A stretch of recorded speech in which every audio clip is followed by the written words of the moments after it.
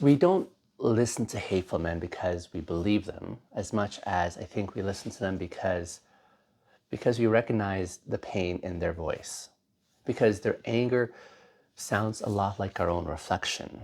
And it's this reflection that we've been too afraid to face ourselves. And that's why I think the manosphere works. It doesn't appeal to evil. I think it appeals to the emptiness. It offers community for men who were never taught what compassion feels like. And, and in this vacuum, pain becomes the language of belonging. Here at Uber Bintegers, we don't shame men for their brokenness. We want to expose the systems that taught them to worship it. Because real brotherhood isn't built on bitterness. It's built on courageousness, on bravery. And until we stop calling pain power, we'll just keep confusing trauma for truth. I think we've mistaken hate for healing, and we've mistaken outrage for awakening, and we've mistaken cynicism for clarity. Every viral rant, every angry clip about women, every real man sermon that's soaked in resentment, all of it is just self-hatred in drag. And we don't consume it only, we empathize with it because it gives voice to the part of us that's tired of being ignored. And we need to be honest, I think, about something here. Men aren't loyal to misogyny. We're loyal more so to our wounds. And we follow men who sound more like our pain. We mirror what feels familiar, even if it's destructive. And that's why I think the most toxic influencers in the manosphere can sound so convincing. They speak from experience, and they sound wounded, they sound real. And for men who've been dismissed for a good part of their lives or minimized and even silenced, it's this tone of defiance that feels a lot like home. But here's the deception though. They actually don't want to heal. They want to keep hurting, but loudly. Because if the pain goes away, so does their identity. There's a twisted sort of a comfort in outrage, isn't there? It gives a sense of control when we feel powerless. And it gives us this illusion of clarity when we're drowning in confusion. But what it never actually gives us is peace. And that's the catch there. Peace doesn't trend. Peace doesn't monetize. Peace doesn't make a man feel above anyone else. Peace only makes you whole. But wholeness, it doesn't really sell though, does it? I mean, think about it. When was the last time that you saw a viral video of a man who was quietly owning his own mistakes? Or of a father who's apologizing to his son? Or maybe of a leader who's admitting he's still learning? I mean, you haven't, have you? Because humility doesn't entertain. It doesn't feed this outrage machine. What feeds it is projection, right? Men who have never been held in safety, holding others hostage in their pain. And that's, I think, what we're really listening to. Not wisdom, but wounding. Wounding that's wrapped up in charisma. Wounding that's dressed up in certainty. Wounding that's disguised as leadership. And here's what they say. They say, don't trust women. Or stay cold, stay untouchable. They say, never let them see you caring. But all they're really saying is, I've been hurt and I never really healed. I'd rather dominate than risk being disappointed again, right?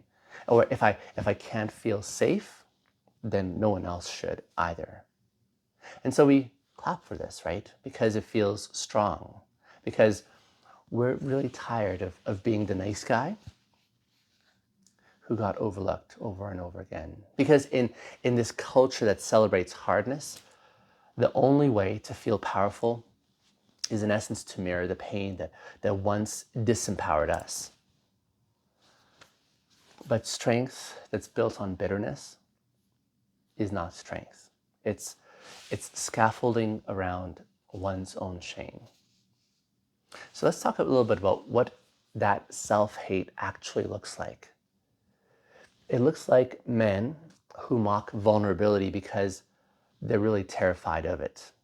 It looks like men who treat relationships as competitions because they've never really known intimacy without the performance. It looks like the loudest guy in the room who can't go maybe 10 seconds without tearing someone else down because inside he's begging not to feel small again. See, that's the profile of a man who hates himself but doesn't quite know it yet. And the internet keeps handing him a megaphone. I think we have to stop mistaking trauma bonding for brotherhood. See, you can build a whole community out of shared resentment, but it'll never make you whole. It just keeps the wound fresh enough to keep you angry. And that's what these online movements understand so well. They don't need you healed. They just need you hooked. Because men who are in pain will keep showing up. Men who are in pain will keep defending the very ideologies that are in essence destroying them. Men who are in pain, they mistake emotional starvation for strength. And that's not manhood. That's misery with pretty good branding. So let's be clear. This is not about attacking anyone. It's about reclaiming what's been stolen. And that's our ability to be men who don't have to wear a mask. Because the truth is, the men who are spewing the most venom are most often the ones who are most desperate to be loved. They don't know how to ask for tenderness, and so they settle for attention. And they don't know how to receive care, so they basically weaponize control, right? And if we don't break that pattern, we'll keep teaching this next generation of men that love is a threat and anger is protection. And if you've ever found yourself drawn to those messages, listen, this isn't condemnation. This is context, if you will. We listen to what feels familiar, right? But familiarity is not freedom. And just because someone sounds like your pain, it doesn't mean that it doesn't mean that they're speaking your truth. I think we've got to start asking, does this message lead me to wholeness or just to war? Does it build bridges or does it build walls? Does it make me more loving or maybe just more liked? Because the real measure of a man is not how many people agree with him as much as in how many people feel safe around him. It's time, I think, to stop confusing hate for honesty.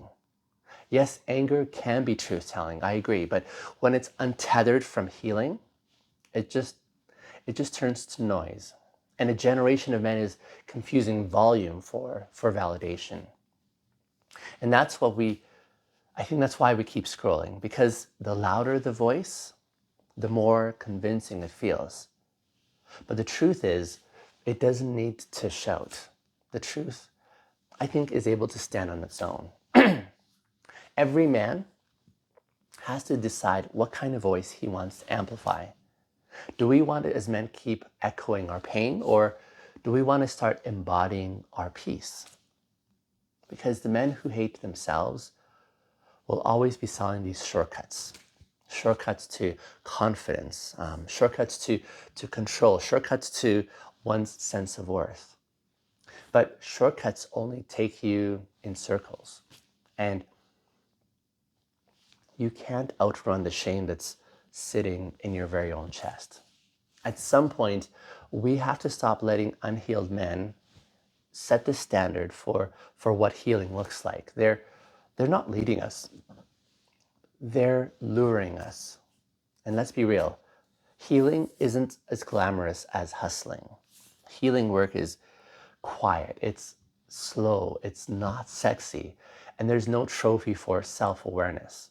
There's no followers for forgiveness.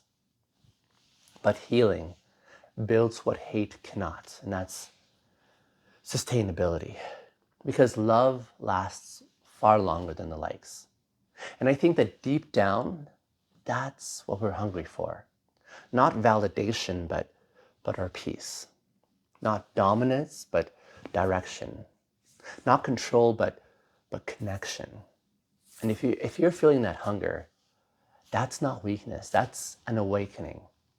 And it's here that we go deeper into that work in this new course, In the Ashes of the Alpha Male. It's a course that I've built for men who are ready to rebuild from congruence and not from performance. And it's available now on my website at uberbintegers.com. And it's where we learn, in essence, to replace the noise of self-hatred with the language of integrity and intimacy. Because that's where real strength begins, inside, not online. In tomorrow's episode, we're going to be talking even further about the fear that's hiding behind all of this. And that's the fear of mediocrity. Because after we strip away the hate and the hype, we find the inner quiet insecurity, the fear of being average. And that's, I think, where so many men live. They're stuck between ambition and acceptance. So in tomorrow's episode, we'll ask, what if being ordinary is the most radical thing a man can be? But we can't keep outsourcing our manhood to men who have never healed theirs. And we can't keep mistaking defiance for direction. I don't think we can keep letting pain preach to us as if it's what our purpose should be. Dear brother, you don't need to join another movement. You just need to come back to yourself, because the man that you're trying to become is not on YouTube. He's underneath the armor you're wearing. And the question is, are you willing to stop performing just long enough to hear him? That's, I think, what's happening right now. Men are waking up, not because the world is finally listening, but because we're finally ready to listen to ourselves. And when that happens, this whole system of shame collapses, because the economy of male pain, it only works if we stay disconnected. And it cannot survive men who know how to love and how to rest and how to lead without losing themselves. And that's what the real return of men looks like. It's not perfect, but it's presence. It's not dominating, it's discerning. It's not loud, but it is luminous. And it's coming. I hope you'll be a part of it. Drop me your questions or your comments in the section below, and I'll see you in tomorrow's